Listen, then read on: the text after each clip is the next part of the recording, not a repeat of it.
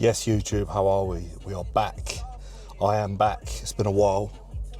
It has been a while. I don't even know when the last video was. Don't know what the fuck it was about. But today, we're back, and we're back for good. I'm going to make sure that I'm more consistent with these vlogs. I do enjoy doing them.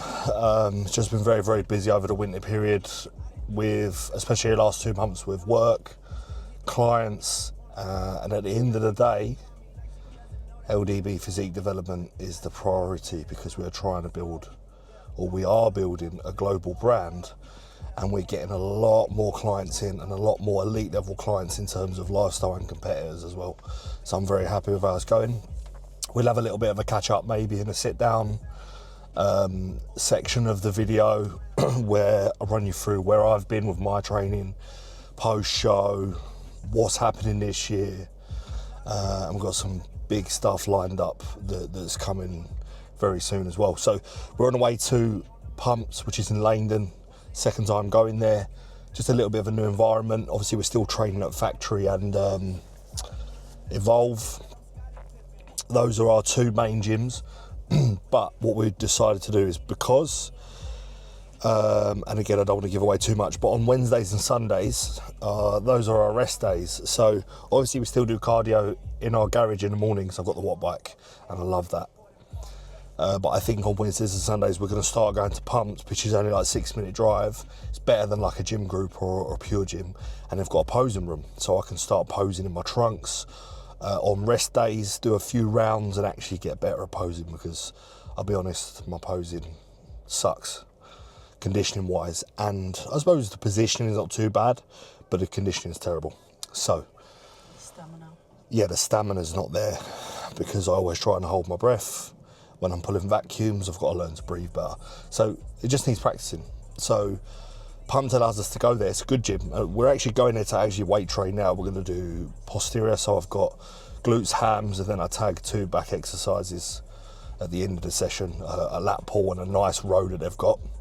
And it just adds a little bit of spice. Now we've got like 3 different gyms we can kind of go to, because this summer it's about keeping it fresh, because when you are dieting, which I currently am, you don't want things to get boring is not the word, but where your routine is so consistent, it can get monotonous. I think it feels a little bit like Groundhog Day. Depends how far you take the diet, obviously, and that will be something that we do discuss. I've already pulled off 10 kilos. Post show was okay, but like I said, I'll leave that for the sit down segment. So we're heading to the gym now, and I will show you all of the training clips.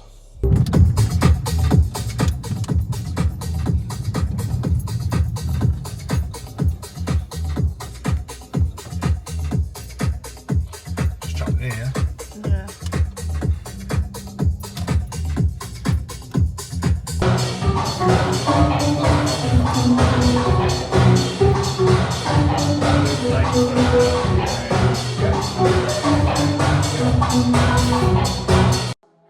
Alright guys, so we're going to take you through the posterior session today. Starting off with the abductor. So I always don't like to do a high rep set first, like 15, 20. And I'll do a heavier set after that. Sometimes I do 2-3 sets, just depends on the feel. But I am hitting glutes twice a week, so I am being careful of my volume per session, because the Saturday leg session has a lot of glutes in as well, and this is on the Tuesday. So we start with abductor, hit that glute med, which is going to be prominent on your side shots, side chest, side relaxed, etc. Into adductor, I like to tag adductors as well on the posterior day, just because I want to bring those up a little bit, and I definitely have done. They've come up a lot by hitting them twice a week. So I do the adductor on the Tuesday, and then I'll still do the adductor before my compounds on the Saturday. Just been running them up, getting strong as hell. I'm putting the same intensity into those as like a heavy hack or something like that. So that's not too bad. I can't remember what equipment it is or brand, but They have some good equipment. So then we move into this very nice lying hamstring curl, which I think is hamstring. And what I was doing here, I did a single legged because I usually do seated ham curl on my leg day. And with this here, I've got a little bit of an imbalance left to right with my one head of my hamstrings a lot stronger on the left side, a lot tighter and a lot stronger. And so I'm just trying to do single legged here to really get that good connection on both sides. Might be like a rep less on the right. To be honest, strength's not too different, but I can feel a better contraction in my left hamstring and like my left glute when I'm doing glute stuff, like split squats and stuff like that. Everybody's always going to have a few little imbalances. It's fine as long as it's not massive and you're doing 5 reps more per side. So I did 2 low rep sets on that, like 6 to 8 on both. And then we move into, what do you call this? Belt squat, RDL variant, which was a weird one. It was quite heavy and lengthened. And then it kind of lightened up a little bit at the top. Definitely felt a lot different to the barbell RDL. To be honest, the barbell RDL was probably key.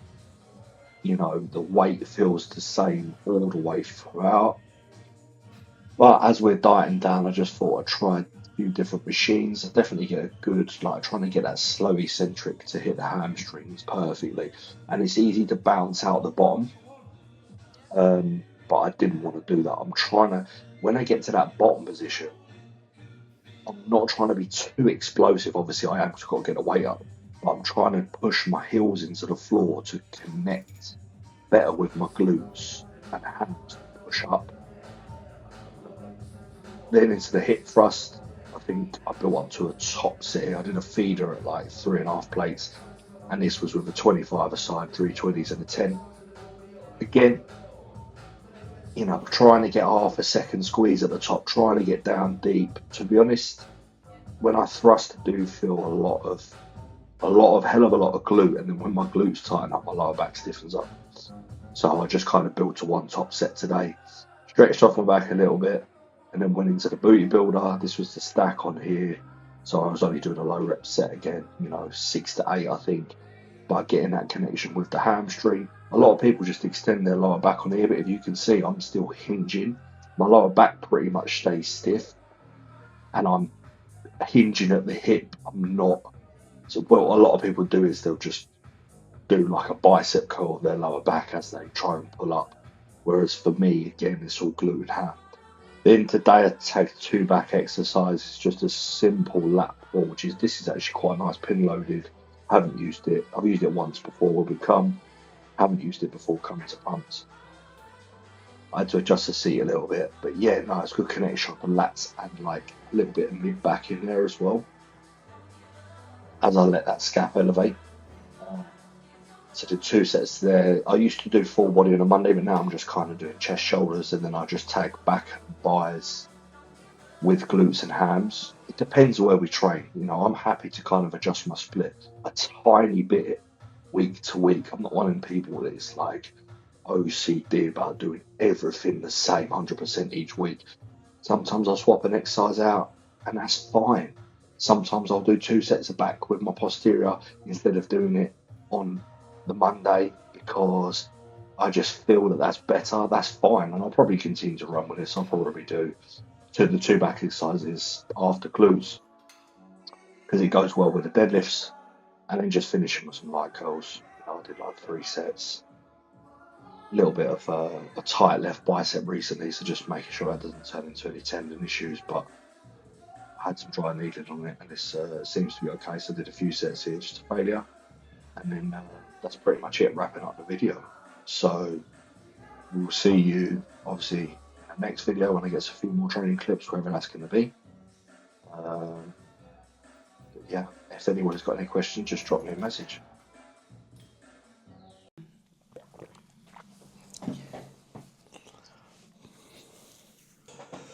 Yes, guys, how are we? So, the return of the YouTube. Yep, so yesterday or Tuesday, which is Thursday today.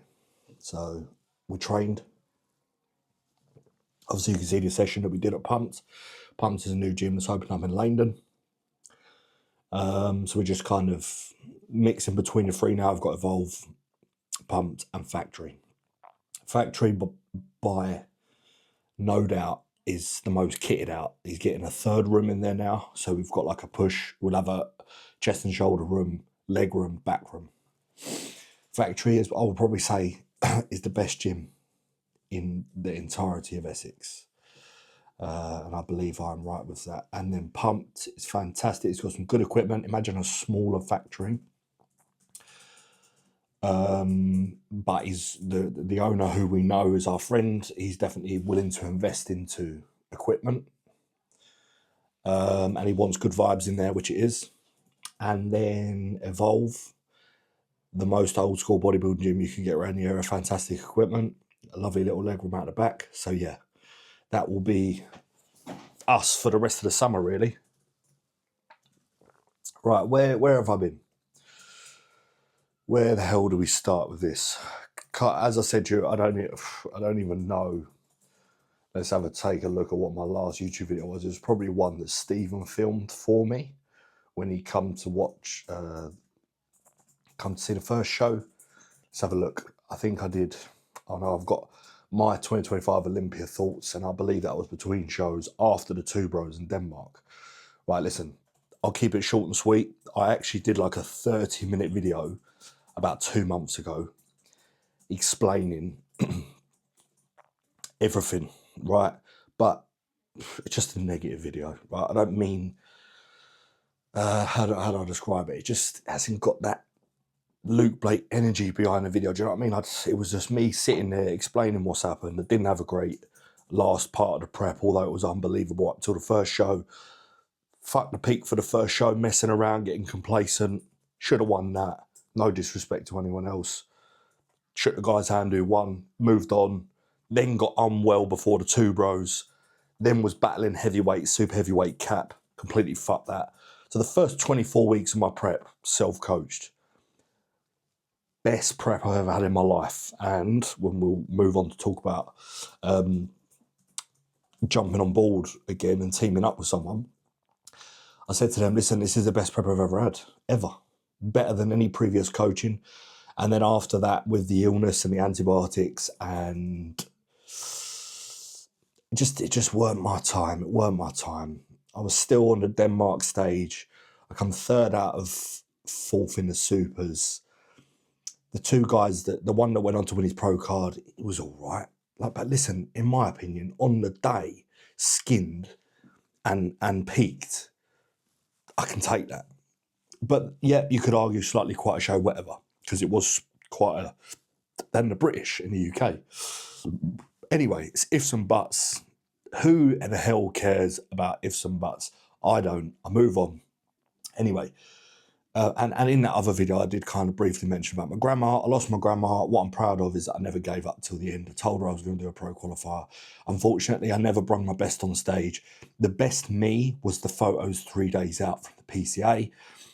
Even my new coach is saying to me, you know, this is already pro standard. You just need to bring this package to stage.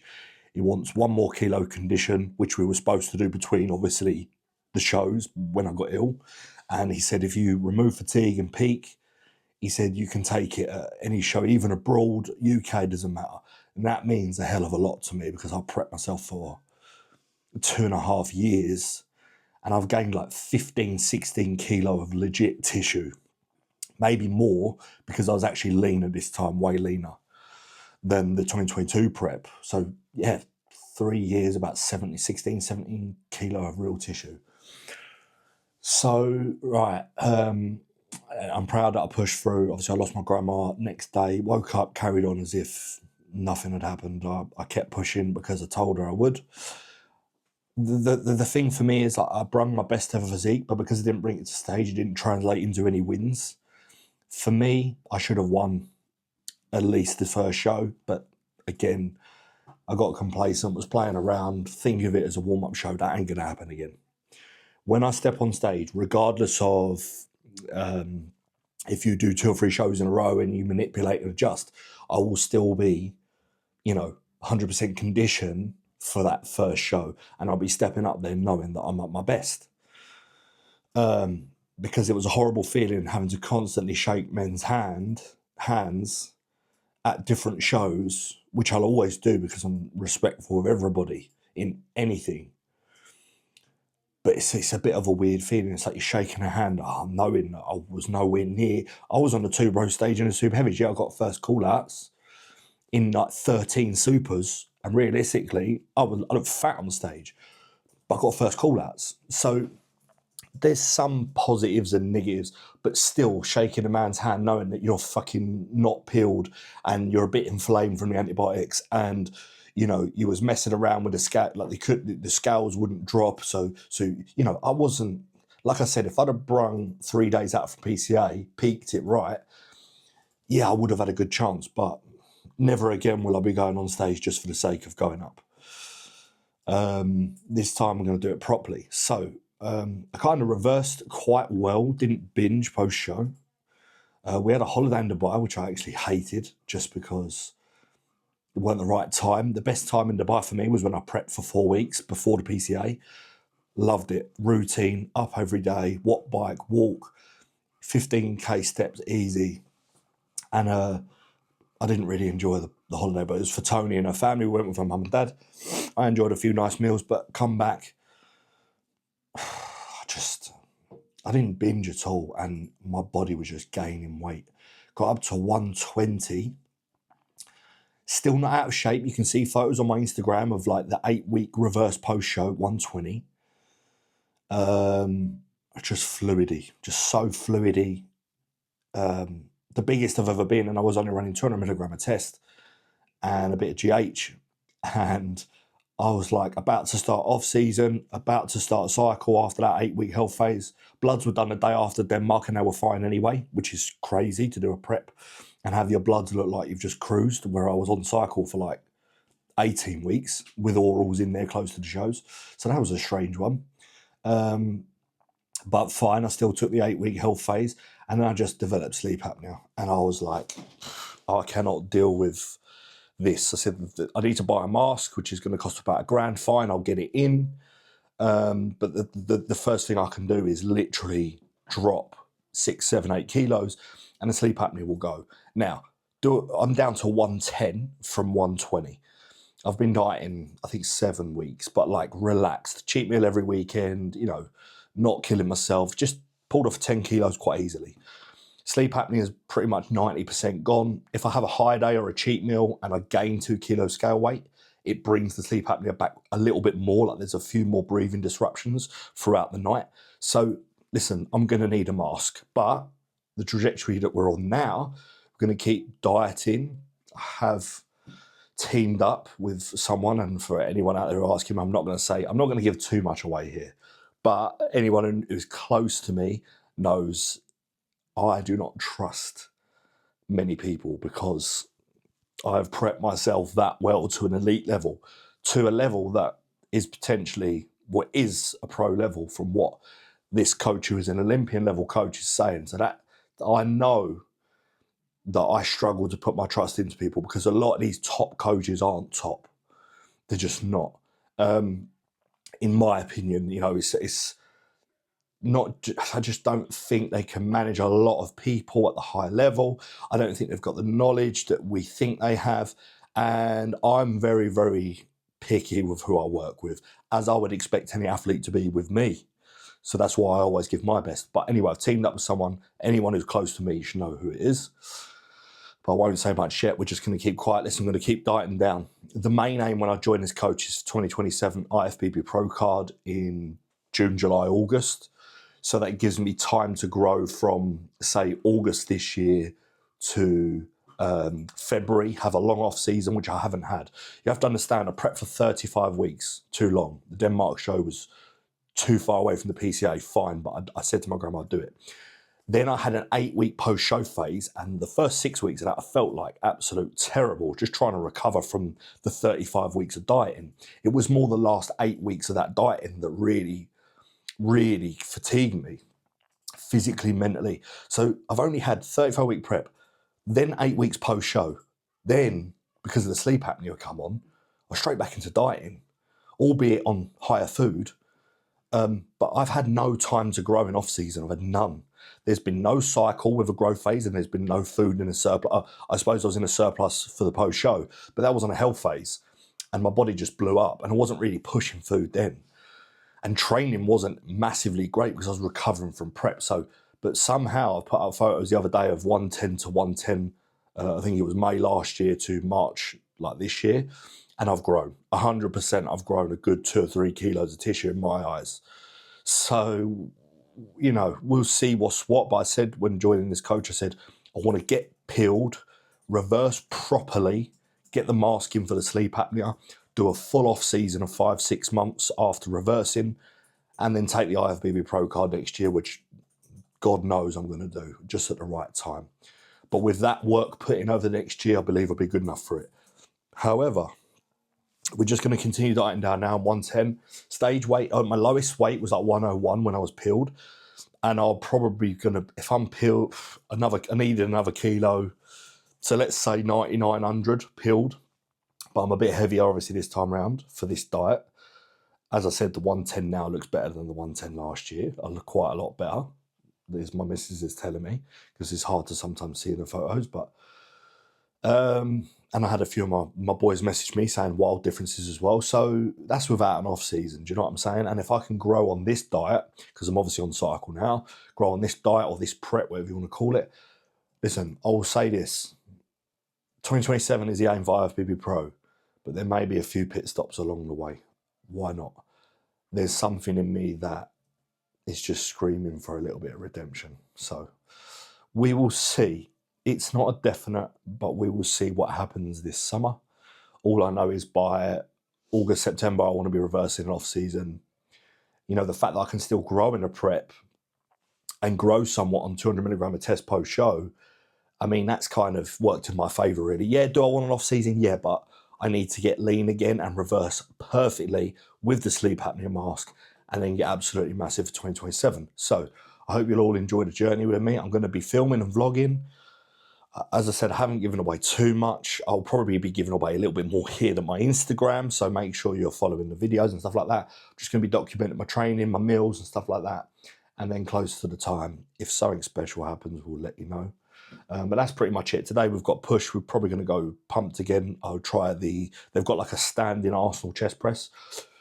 Try that out. I think I'm going to factory tomorrow with a client. Work is going swimmingly well. I've got a new potential wellness athlete. She's just sent her check-ins over. I have a call with her later, which I'm buzzing about. All my competitive boys are doing well this year. Jamie and Luke, who I've trained with recently. Jamie come down from Norwich, been prepping him. He's probably going to do open, but you know, he could squeeze in. It depends when you're peeled. I've said to him what class we'll decide to go with, what suits you best. At the moment, when you're in off season, sometimes you can't really tell that. You could probably do either. And then we've got Luke full sending 135 kilos, super heavyweight. And I believe we are aiming for a PCA Pro card at the end of the year for him. And also Jamie, if we can push for that as well. We want to basically compete this year with Jamie and then have a full long off season and come back in 2027, because we know we want to fill the gaps that we need. And Luke's reverse and off season with me, he's packed on a ton of muscle, and he's absolutely massive. So I believe that both of them boys will do well this year. Both of them boys will get wins this year, and just bringing on more athletes for the competitive side of things. Massively grateful for my lifestyle clients. Don't know if they watch these videos, but I'm grateful for my lifestylers. Trust me, a lot of my lifestylers are top gents and ladies, you know, businessmen, CEOs, hard work. It doesn't matter, like they are on the wavelength that I am on, and we bounce off each other so well, and we get the results with the lifestylers, understanding their lifestyle and their work. And then also the competitive side, the competitors I've got, you know, Chow, Jamie, Luke, and so on. They're the ones putting in the hard work to show on stage who we're going to be soon. My aim is to put LDB on the map. The next two years, we want to be up in the top realms of being one of the top coaches in the UK. Can we do that? Absolutely. I've been coaching since I was 17 at David Lloyd. I'm now 30 years old. You know, I'm not just some guy who's been a plumber who started online coaching 2 years ago. Listen, I've got deep skin in this game, and I've got tons of experience, and we don't know everything. I'm still learning every day, but I've got tons of knowledge up here. I don't think there's ever anything that clients ask me that I don't know what to deal with, which is saying something that's powerful. But that's down to the work I've put in since I was 17, studying every day. So it will pay off. We'll get there, and we'll start getting more competitors in, putting them on stage, getting more results. We've already had fantastic wins and top threes as it is. So yeah, I'm going to wrap it up there. I just want to say, you know, thanks for all the support of everyone. Let's fucking get this summer right. This is the year we put LDB on the map properly. We're supposed to do it last year. Didn't happen at the shows. Brung something average, even though I brung something special prior to that. Didn't get to showcase it. Had a bit of a weird time over Christmas. Felt a little bit low because of the sleep apnea, as you would. And now I've pulled myself out of that, and I'm on another level. I'm riding a good wave, and all my team are around me. You know, my missus, she's so supportive. So yeah, let's keep dieting down. Let's see what happens this year, but let's have it. Let's put LDB on the map. That's going to happen 100%. And then next year we can go for the IFBB card when the time's right there. But who knows? Who knows if it happens earlier? It happens earlier. So take care, everyone, and I'll see you in the next video.